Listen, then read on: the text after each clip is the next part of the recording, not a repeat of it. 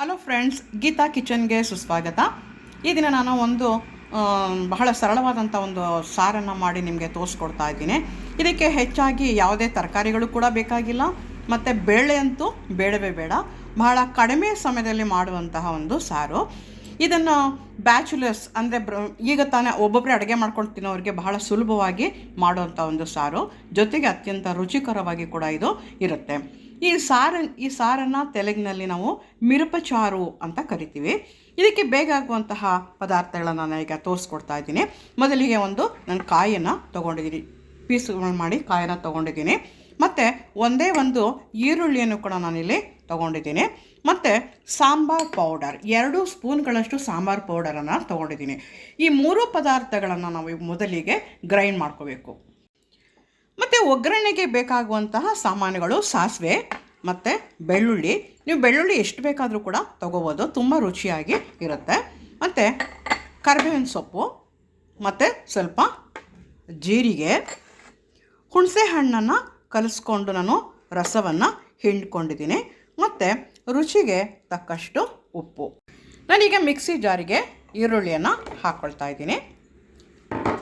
ಮತ್ತು 2 ಸ್ಪೂನ್ಗಳಷ್ಟು ಸಾಂಬಾರ್ ಪೌಡರನ್ನು ಹಾಕ್ಕೊಳ್ತಾ ಇದ್ದೀನಿ. ಮತ್ತು 1 ಕಪ್ನಷ್ಟು ಅಳತೆಯಲ್ಲಿ ನಾನು ಕಾಯಿಯನ್ನು ತೊಗೊಂಡಿದ್ದೀನಿ. ಇದನ್ನು ಸ್ವಲ್ಪ ನೀರು ಹಾಕ್ಕೊಂಡು, ತುಂಬ ತರಿನೂ ಅಲ್ಲ ತುಂಬ ನುಣ್ಣಗೆ ಅಲ್ಲ, ಆ ರೀತಿ ಮಧ್ಯಮ ರೀತಿಯಲ್ಲಿ ನಾವು ಇದನ್ನು ರುಬ್ಕೊಳ್ಬೇಕು. ನೋಡಿ ಫ್ರೆಂಡ್ಸ್, ಬಾಣಲಿ ಇಟ್ಟು ನಾನು ಸ್ವಲ್ಪ ಎಣ್ಣೆ ಹಾಕ್ಕೊಂಡಿದ್ದೀನಿ. ತುಂಬ ಎಣ್ಣೆ ಬೇಕಾಗಿಲ್ಲ, ಎಣ್ಣೆ ಕಾದಿದೆ. ಈಗ ನಾನು ಸಾಸಿವೆನ ಹಾಕ್ತಾಯಿದ್ದೀನಿ. ಮತ್ತೀಗ ಜೀರಿಗೆಯನ್ನು ಸೇರಿಸ್ತಾ ಇದ್ದೀನಿ. ಈಗ ಬಿಡಿಸಿಟ್ಕೊಂಡಂತಹ ಬೆಳ್ಳುಳ್ಳಿಯನ್ನು ಕೂಡ ಸೇರಿಸ್ತಾ ಇದ್ದೀನಿ. ಮತ್ತು ಕರಿಬೇವಿನ ಸೊಪ್ಪನ್ನು ಕೂಡ ನನ್ನಲ್ಲಿ ಸೇರಿಸ್ತಾ ಇದ್ದೀನಿ. ಮತ್ತು ನೋಡಿ, ನಾನು ಹದವಾಗಿ ರುಬ್ಬಿಟ್ಕೊಂಡಿದ್ದೀನಿ. ಈ ಖಾರವನ್ನು ಕೂಡ ನಾನಿಲ್ಲಿ ಸೇರಿಸ್ತಾ ಇದ್ದೀನಿ. ಇದು ತುಂಬ ಗಟ್ಟಿಯಾಗಿದೆ, ಅದಕ್ಕೆ ನಾನು ಸ್ವಲ್ಪ ನೀರನ್ನು ಕೂಡ ನಾನು ಇಲ್ಲಿ ಸೇರಿಸ್ತಾ ಇದ್ದೀನಿ.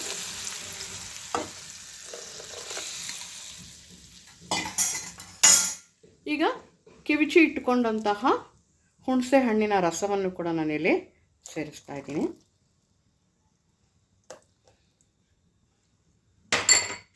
ಮತ್ತೀಗ ಸ್ವಲ್ಪ ರುಚಿಗೆ ತಕ್ಕಷ್ಟು ಉಪ್ಪನ್ನು ಕೂಡ ನಾನಿಲ್ಲಿ ಸೇರಿಸ್ತಾ ಇದ್ದೀನಿ. ಇದಿಷ್ಟೇ ಫ್ರೆಂಡ್ಸ್, ನಮಗೀಗ ಮಿರಪಚಾರು ಈಗ ರೆಡಿ ಆಯಿತು. ನಿಮಗೆ ಇನ್ನೊಂದು ಸ್ವಲ್ಪ ನೀರು ಬೇಕಾದರೂ ಕೂಡ ಇಲ್ಲಿ ಸೇರಿಸ್ಕೊಳ್ಬೇಕು.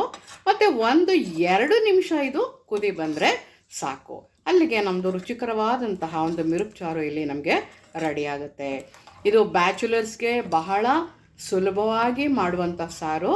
ಇಲ್ಲಿ ನಮಗೆ ಬೇಳೆನೂ ಕೂಡ ಬೇಕಾಗಿಲ್ಲ, ತರಕಾರಿನೂ ಕೂಡ ಬೇಕಾಗಿಲ್ಲ.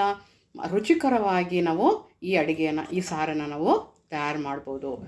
ನೋಡಿ, ಇನ್ನೊಂದು 2 ನಿಮಿಷ ಇದನ್ನು ಕುದಿಯೋಕ್ಕೆ ಬಿಡಬೇಕು. ನೋಡಿ ಫ್ರೆಂಡ್ಸ್, ನಮ್ಮ ಸಾರು ಈಗ ರೆಡಿಯಾಗಿದೆ.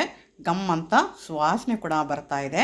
ಈ ಸಾರನ್ನು ಅಕಸ್ಮಾತ್ ನಿಮಗೆ ಯಾರಾದರೂ ಗೆಸ್ಟ್ಗಳು ಬಂದಾಗ, ಶಾರ್ಟೇಜ್ ಆದಾಗ, ಆ ಟೈಮಲ್ಲಿ ನಾವು ಒಂದು 5 ನಿಮಿಷದಲ್ಲಿ ಈ ಸಾರನ್ನು ಮಾಡಿ ಅವ್ರಿಗೆ ಉಣಬಡಿಸ್ಬೋದು. ಮತ್ತು ಬ್ಯಾಚುಲರ್ಗೆ, ಒಂಟಿಯಾಗಿ ಅಡುಗೆ ಮಾಡ್ಕೊಂಡು ತಿನ್ನೋರಿಗೆ, ಒಬ್ಬೊಬ್ಬರು ಅಡುಗೆ ಮಾಡ್ಕೊಂಡು ತಿನ್ನೋರಿಗೆ ಇದು ಬಹಳ ಬೇಗ ಆಗುವಂತಹ ಒಂದು ಸಾರು. ಜೊತೆಗೆ ಇದಕ್ಕೆ ಬೇಳೆನೂ ಕೂಡ ಹಾಕಂಗಿಲ್ಲ, ಮತ್ತು ಯಾವುದೇ ಹೆಚ್ಚು ತರಕಾರಿಗಳು ಕೂಡ ಬೇಕಾಗಿಲ್ಲ. ಈ ಒಂದು ಸಾರನ್ನು ನೀವು ಮಾಡಿ ನೋಡಿ.